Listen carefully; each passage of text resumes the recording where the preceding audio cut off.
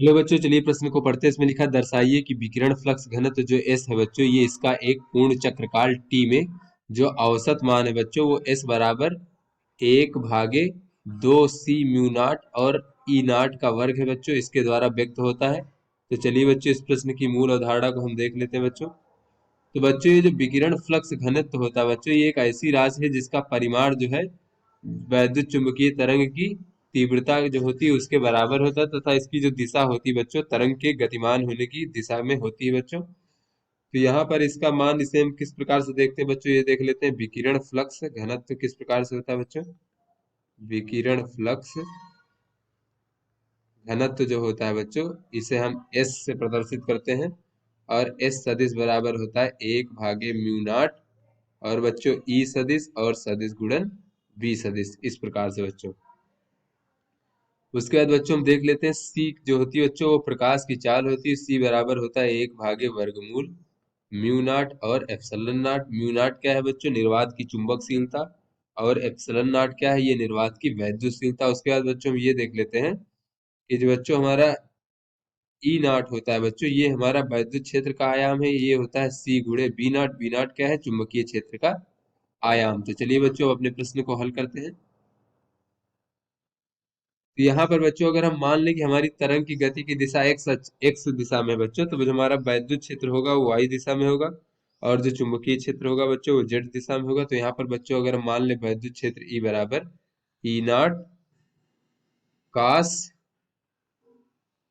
के एक्स ऋण omega T, और बच्चों जे कैप ये हमारी वाई दिशा में है, और जेड दिशा में बच्चों हम चुंबकीय क्षेत्र मान लेते हैं, तो ये हो जाएगा बी नॉट कास के एक्स ऋण ओमेगा टी के कैप।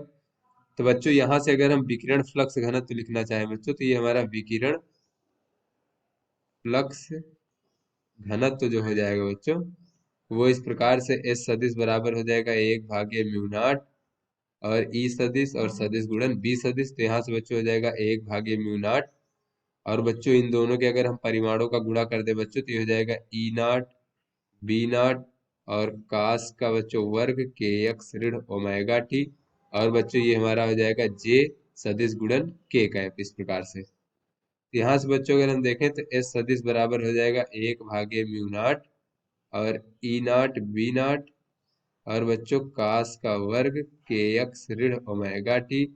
उसके बाद बच्चों ये हमारा हो जाएगा आई कैप। तो आई कैप बच्चों ये दिखा रहा है कि इसकी दिशा जो है ये एक्स अक्ष की दिशा में है, जो कि बच्चों हमारे तरंग की गति की दिशा हमने माना है यहाँ पर। तो ऐसे में बच्चों ये इसका परिमाण हो गया। तो इसका जो है एक चक्रकाल यानी टी में बच्चों, पूर्ण चक्रकाल टी में औसत मान ज्ञात करना है। तो चलिए बच्चों यहाँ पर हम देख लेते हैं। तो बच्चों औसत मान के लिए जो हमारा कास का फलन है बच्चों, कास के वर्ग का फलन, इसका हम औसत मान निकाल लेते हैं एक चक्र के लिए। तो बच्चों यहाँ से हो जाएगा जो ये इसका हमारा औसत मान हो जाएगा बच्चों विकिरण फ्लक्स घनत्व। ये इस प्रकार से बच्चों जो हमारा नियत है उसको बाहर लिख लेते हैं। तो बच्चों ई नाट बी नाट भागे म्यू नाट को हम इस प्रकार से लिख लेते हैं बच्चों, ये हमारे नियतांक है। उसके बाद बच्चों इसका हम समाकलन कर देंगे 0 से टी, एक पूर्ण चक्रकाल के लिए बच्चों, कास का वर्ग के एक्स ऋण ओमेगा टी को बच्चों, और यहाँ पर हम डी टी इस प्रकार से लिख देते हैं। फिर उसके बाद बच्चों इसको हम भाग दे देंगे कुल समय से, इस प्रकार से। तो यहाँ से बच्चों अगर हम 1/टी बाहर लिख लें, तो ये हो जाएगा ई नाट बी नाट भागे बच्चों टी और म्यू नाट। उसके बाद बच्चों ये जो हमारा कास का वर्ग के एक्स और ऋण ओमेगा टी बच्चों, इसको हम लिख सकते हैं 1 धन कास 2 के एक्स ऋण 2 ओमेगा टी बच्चों, इस प्रकार से, और भागे बच्चों 2 डी टी। तो यहाँ से बच्चों अगर हम इसका समाकलन करें, तो ये हो जाएगा ई नाट बी नाट भागे टी म्यू नाट, और बच्चों ये ब्रैकेट में हो जाएगा 1/2। तो इसका बच्चों डी टी के साथ होगा समाकलन, तो हो जाएगा टी और बटे 2, ऐसे ही रहेगा बच्चों। उसके बाद धन कास का हो जाएगा हमारा बच्चों साइन 2 के एक्स और ऋण 2 ओमेगा टी, और बच्चों भागे यहाँ पर ये जो टी का बच्चों गुणांक है -2 ओमेगा, इस वजह से बच्चों ये -2 ओमेगा से भाग दे देंगे इसको, और ये 2 पहले से बच्चों, तो इसको हम -4 ओमेगा कह सकते हैं बच्चों। तो ये माइनस का चिन्ह बच्चों यहाँ पर आ जाएगा इस प्रकार से। तो ये हमारा हो जाएगा यहाँ पर, ये माइनस हो जाएगा, और ये हमारा 4 ओमेगा हो जाएगा। फिर बच्चों इसको हम 0 से टी तक के सीमा लगा देंगे। तो बच्चों ये हो जाएगा ई नाट बी नाट भागे टी म्यू नाट फिर बच्चों यहाँ पर ये हमारा स्मॉल टी है इस प्रकार से। तो यहाँ पर बच्चों सीमा रख देते हैं, तो टी का मान पहले रखते हैं तो हो जाएगा टी बटे 2, और फिर बच्चों ऋण साइन 2 kx, और ऋण बच्चों 2 ओमेगा टी। उसके बाद बच्चों भागे 4 ओमेगा। फिर ऋण बच्चों जब हम शून्य का मान रखेंगे तो ये शून्य हो जाएगा, और उसके बाद बच्चों ये हमारा ऋण से धन हो जाएगा इस प्रकार से, ये हो जाएगा साइन 2 kx। उसके बाद बच्चों ये हमारा जब टी की जगह शून्य रख देंगे तो ये शून्य हो जाएगा, तो साइन 2 kx भागे 4 ओमेगा इस प्रकार से बच जाएगा।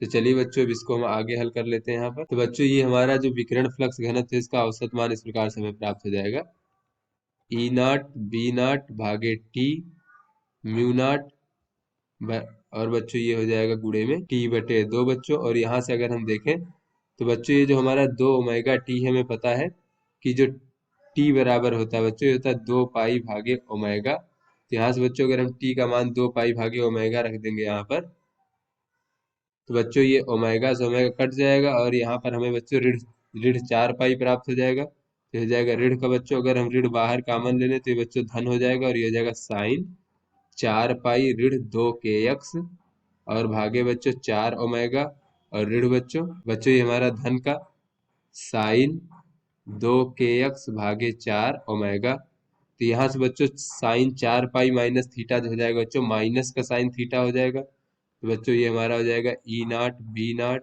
भागे बच्चों टी म्यू नॉट, और ये टी बटे 2 बच्चों ये हो जाएगा हमारा माइनस का साइन 2 kx भागे 4 ओमेगा, धन बच्चों साइन 2 kx भागे 4 ओमेगा। तो बच्चों ये इस प्रकार से कट जाएगा, और यहाँ से बच्चों ये टी से टी कट जाएगा, और ये हमें प्राप्त हो जाएगा ई नॉट बी नॉट, और भागे बच्चों 2 म्यू नॉट। तो यहाँ से बच्चों हमें जो दिखाना था बच्चों ये देख लेते हैं बच्चों। तो इसमें हमारा बी नॉट का पद नहीं है, तो बच्चों बी नॉट के बराबर हम यहाँ पर रख सकते हैं ई नॉट बटे सी। बच्चों चलिए देख लेते हैं, यहाँ पर अगर हम बी नॉट की जगह रख दें ई नॉट बटे सी, तो ये हो जाएगा बच्चों हमारा ई नॉट का वर्ग बटे 2 सी म्यू नॉट। ये हमारा बच्चों औसत विकिरण फ्लक्स घनत्व का मान हो गया। तो चलिए बच्चों देख लेते हैं, तो ई नॉट का वर्ग भागे 2 सी म्यू नॉट बच्चों ये हमारा सिद्ध हो गया इस प्रकार से। तो आशा करते हैं बच्चों ये आपको समझ में आ गया होगा। धन्यवाद।